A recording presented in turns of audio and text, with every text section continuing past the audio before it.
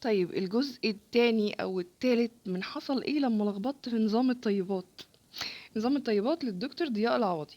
لما انا لخبطت حصل ايه، والنظام ده غير صحي، وايه النظام للناس الجديده، يعني الناس اللي هي ما تعرفش حاجه عن النظام. اكيد في ناس جديده من وقت للتاني. عشان يلي عماله تقولي احنا مكتفين بفيديوهات الدكتور، انت مالك؟ انا حرة اتكلم، انت ما تقوليش. ومش مسموح لاي حد في الدنيا يقول لي اعمل ايه وما اعملش ايه على القناة بتاعتي، الا انا بصور ليها فيديوهات من موبايلي، من مجهودي، من الاضاءة بتاعتي، من شكلي انا هبة. تمام، مي من النت بتاعي بعمل ابلود. مالكيش اصلا تقولي لي اعمل ايه وما اعملش ايه، الا لو سألتكم في الكومنتات حابين محتوى عن ايه، او حابين اجاوب على ايه، او اعمل فيديوهات عن ايه. فمحدش ليه ان هو يقول لي إيه ما تعملش فيديوهات عن كذا. انا حرة. انا هنا بشارك تجربتي الايجابية والسلبية عن اي منتج او اي نظام او اي حاجة انا اتبعتها مؤخرا. والمحتوى يهم الستات ها، علشان الولاد اللي بتعلق وغالبا تعليقاتهم بتبقى مش محترمة، ومش بيشوفوا مننا غير ان هما بيتهزقوا، سواء مني او من متابعين بيردوا عليهم رد يهزقهم فبيتهزقوا. فملهاش لازمه خالص تهزق نفسك، لانك كانك داخل كوافير حريمي، فهتشوف الويل يعني. المحترمين برد عليكم باحترام. اي حد عنده سؤال في الكومنت يسالني بجاوب على طول immediate، على طول في ثانيه، في ثانيه الا ثانيه بجاوب. ايه اللي في الفيديو، ايه اللي في التلفزيون ده؟ حمو هات التمساحه ده ايه ده؟ مسلسل ايه؟ مش عارفه. المهم انا بحب المسلسلات القديمه، يعني اللي عارفني يعني انا بحب المسلسلات القديمه. اللي ورايا دي لوحه عزيزه عليا قوي. هبقى اوريها لكم، بس انا مش عارفه اخد زاويه ازاي. استنوا كده احاول اظبط الزاويه. ايوه عشان تبان بقى، تبقى باينه شويه. ولا ايه؟ يا عشان تبقى باينه سنه كده شويه. المهم هنتكلم عن لما لخبطت. الاول لخبطت في الفراخ، وكلت فراخ غصب عني. يعني انا بحب ايه، بحب الهاند تبقى فري. فانا هعمل كده ولا اعمل كده؟ مش عارفه. انا هسند كده. ادعولي. اللي ما يعرفنيش هبه. مش لازم احكي او اتكلم عن نفسي كتير، بس انا في الفتره دي في اضعف حالاتي الصحيه، اللي هي الحمل. ربنا يتم لي على خير، ويتم على كل بنت على خير، ويرزق كل بنت محتاجه ان هي تخلف. بس الموضوع مش سهل، لكن يستاهل، يستاهل جدا كمان ان شاء الله. يعني ربنا يهني كل حد بالنعم اللي عنده او النعم اللي بيتمناها. فكون ان واحده ودكتوره في المجال الطبي، بقالي سنين المجال الطبي والادويه، بقالي سنين كتيره قوي.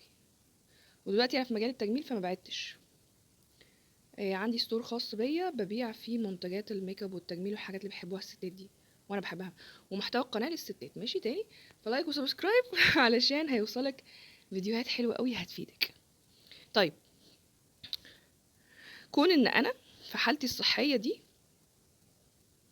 واخد الريسك ان انا اعمل نظام الطيبات، فالناس اللي عماله تقول هتموتوا الناس وبتاكلوا سكر وبتاكلوا ملح وبتاكلوا، جو تو هيل، جو تو هيل. اعملوا اللي انتوا عايزينه، قولوا الكومنتات اللي انتوا عايزينها، انتوا حرين. إيه اللي يعني يقولك ايه، اصل إيه مريض بيتعلق بقشايه، والاشواجندا دي مش قشايه مثلا؟ اشواجندا، ولا مش ايه شاي مش عارف ايه، شاي المشتى ولا الماتشا اللي هو عامل زي الدوكو ده. ريحته دوكو. حاجات الترندات اللي طلعت قبل كده، ولا نظام الكيتو ولا نظام إيه ماشي، انتوا مرتاحين على الانظمه دي خلاص كملوا عليها. شايفين النظام الجبنه النستو والمربى، هو ما قالش تاكلوا مربى ونوتيلا كل يوم. انا بجد كلت نوتيلا مرتين في خلال 4 شهور.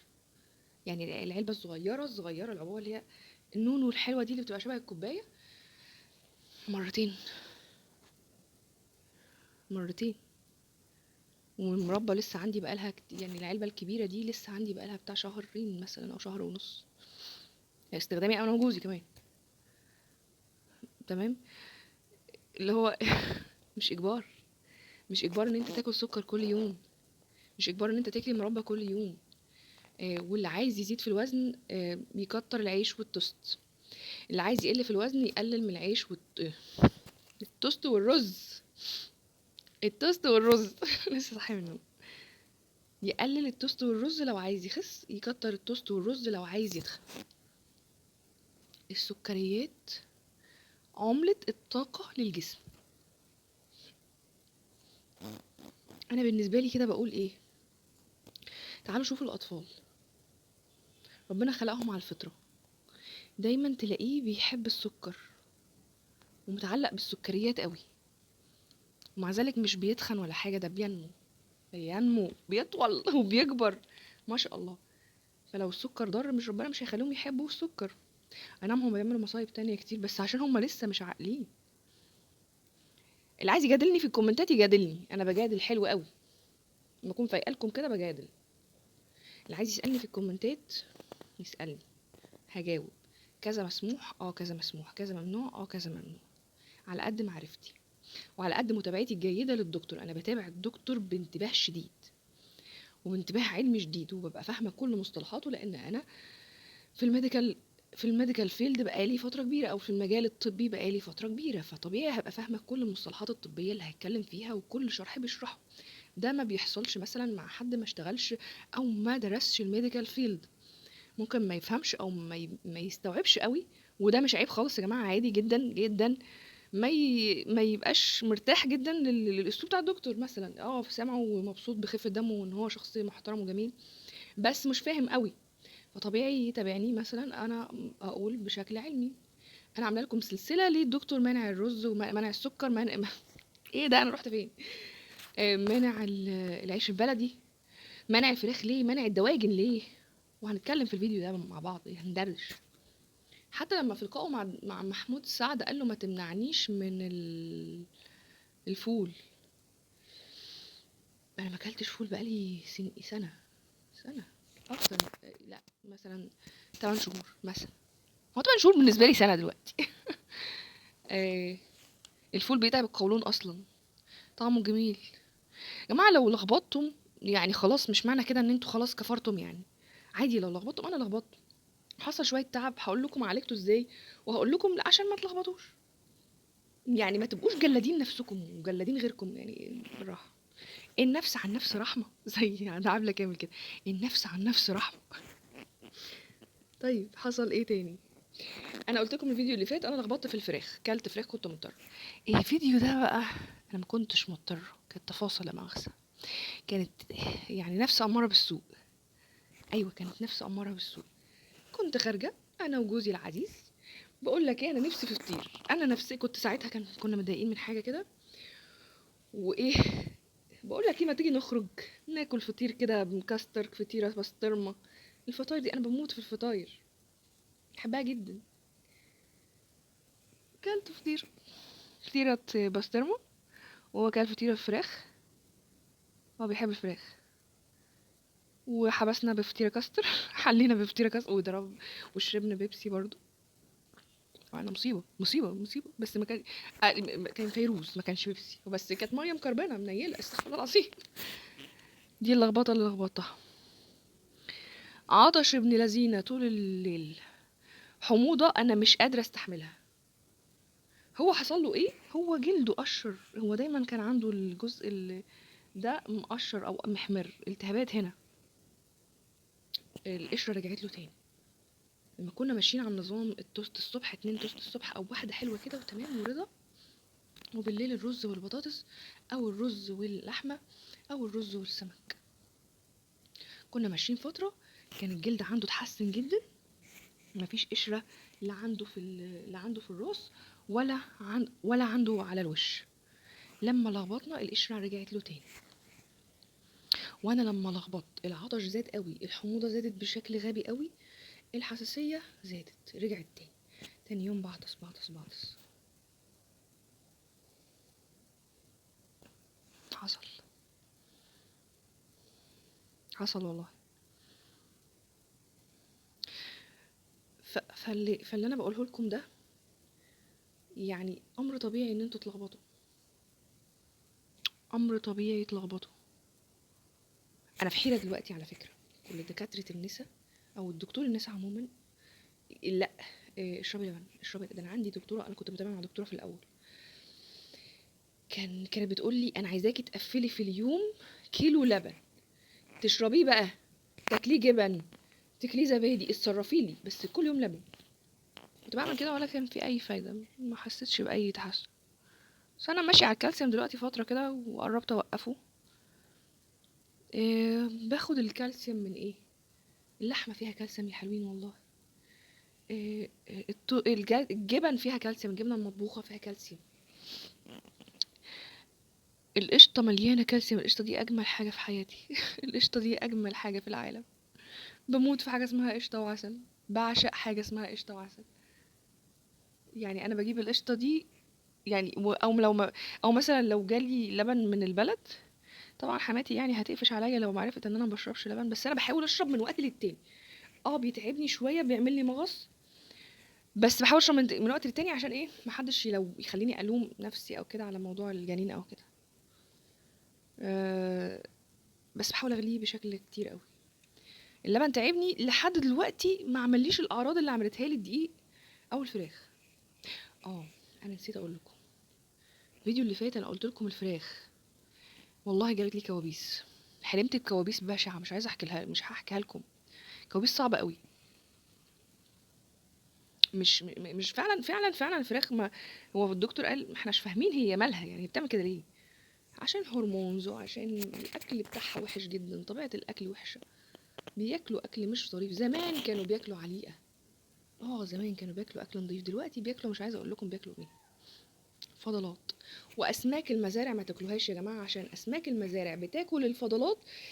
الفرشه بتاعه الفراخ اللي هم عاملين عليها بيبي بياكلوها.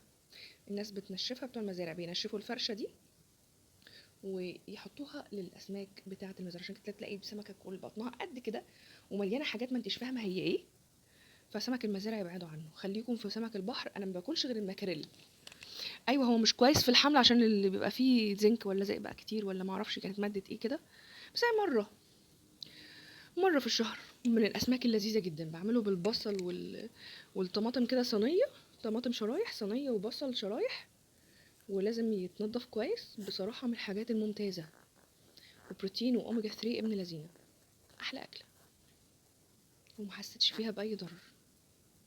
مع الرز جميله جدا، ما حسيتش فيها باي ضرر. فبس يعني اللي عنده اسئله يقول لي، اللي عنده اسئله بيقول لي. وزني زاد، وزني قل، انا ماليش دعوه بوزني دلوقتي. انا في حاله دلوقتي ما اعرفش انا وزني كام، وانا وزني الفعلي كام ما اعرفش، لان انا في جنين في بطني. الحمد لله، ربنا يجيبها، ادعوا لي ربنا يجيبها بالسلامه وافرح بيها، وكل بنت تفرح بجنينها وبنتها وابنها، تبقى كده مبسوطه ويكونوا سند ليهم. اشرب عصير عشان هبطت شويه، هبط.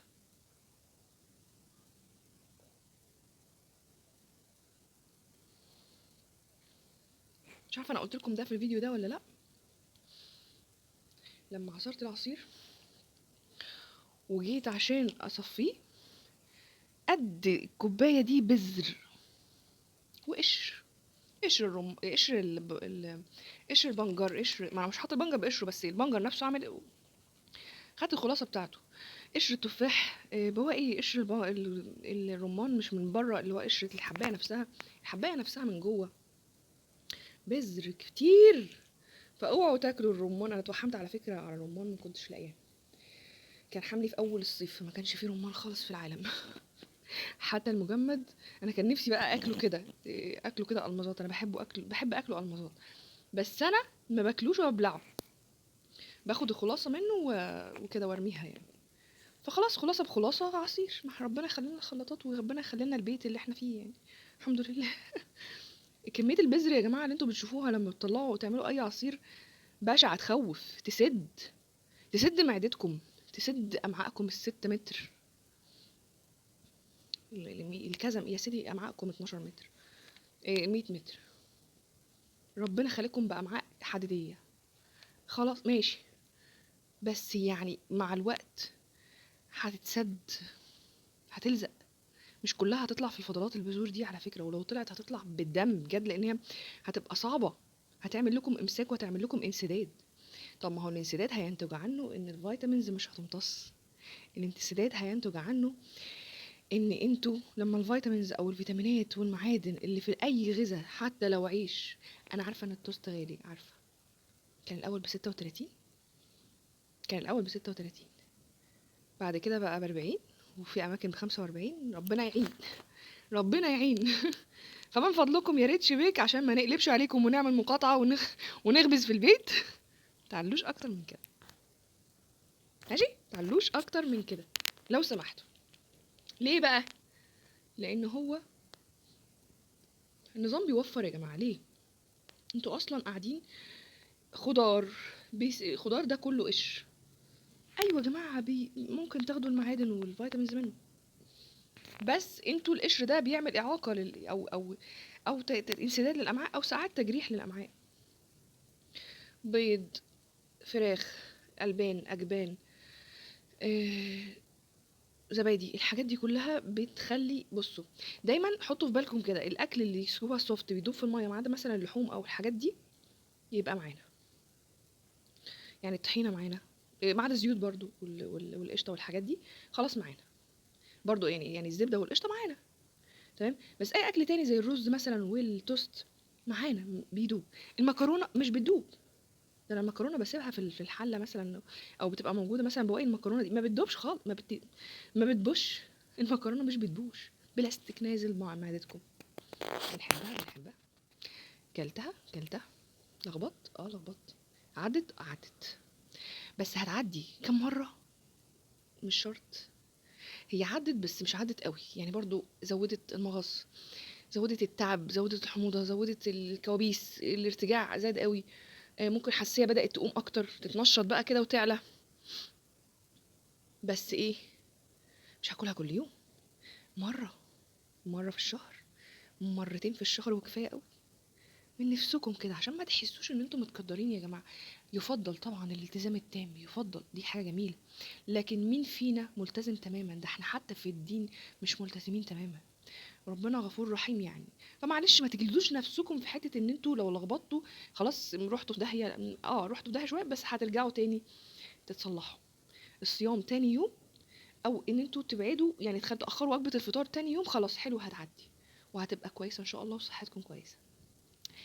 مش هطول عليكم في الفيديو ده، هنتكلم في مواضيع تانية اكتر في الفيديوهات الجايه. اسالوني في الكومنتات عن اي حاجه انتوا عايزين تعرفوها، ودعولي كتير. وحابة أطلب منكم حاجة، إني أشوف تفاعل كويس على القناة عندي، على كل الفيديوهات اللي عندي. يعني ادخلوا كده قوائم التشغيل، واعملوا لايك وسبسكرايب، واعملوا لايك وكومنتات على الفيديوهات اللي هي خصوصا البنات، الفيديوهات اللي هي لها علاقة بالتجميل والبشرة، أكيد هتهمكم. أكيد أنا مجربة الحاجات دي، وأكيد بطلع أنصحكم بيها، ففي 100% هتفيدكم. سارة جت اهي، هروح أتفرج عليها حسن. سارة جت، هروح أتفرج عليها، وارجع لكم بقى تاني بفيديو تاني عن اي حاجه انتوا حابين تعرفوها. حابه احكي لكم عن حاجات كتيره، يمكن لعل وعسى تستفيدوا بالتجربه بتاعتي. ومستنيه اسئلتكم في الكومنتات وتفاعلاتكم على كل الفيديوهات اللي هي موجوده في قوائم التشغيل المختلفه اللي موجوده على القناه عندي، لان ده بيفرق جدا. اشوفكم على خير الفيديو الجاي. سلام.